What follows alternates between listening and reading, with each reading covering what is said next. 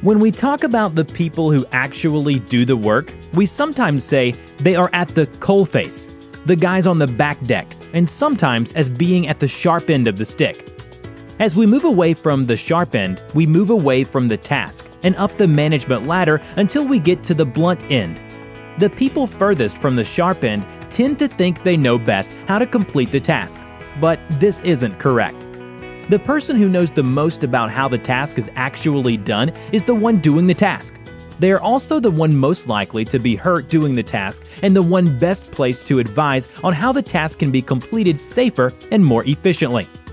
With this in mind, we'd like to introduce you to our Workforce Engagement Program, We7 for short. The purpose of the We7 team is to bring workers together and give them a forum in which to discuss their ideas and provide a line of communication to site management.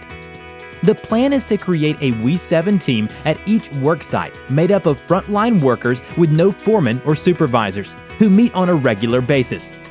They bring their own ideas and those of their peers, discuss them, and then present them to the site management team.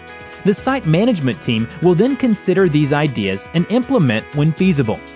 It is important that all ideas presented to the site management team are considered and feedback given to the We7 team even if the ideas are not implemented. The site management is supported by a regional We7 team.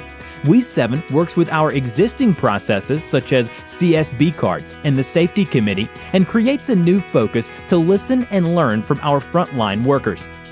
Let's give some examples. Imagine that someone was observed breaking the speed limit at one of our spool bases. In the past, the likely outcome would have been an observation card and then an instruction to the supervisors to remind workers not to speed in the stalk racks. But that's not what happened. The concern was raised in the We7 meeting and discussed. The discussion pointed out that workers only have 30 minutes to go off-site, have their meal, and return to work. This is not possible without speeding, so a recommendation was to bring a food truck on site to save the need to rush off-site for food. A medical treatment incident occurred when a motorman was pulling a washdown hose around the engine room. As he was pulling the hose became caught and he gave it a good pull. He then slipped and fell backwards, hitting his elbow. The investigation concluded the motorman failed to note the wet deck plates in his TRA and that his boots had seen better days. But just as before, that's not what actually happened.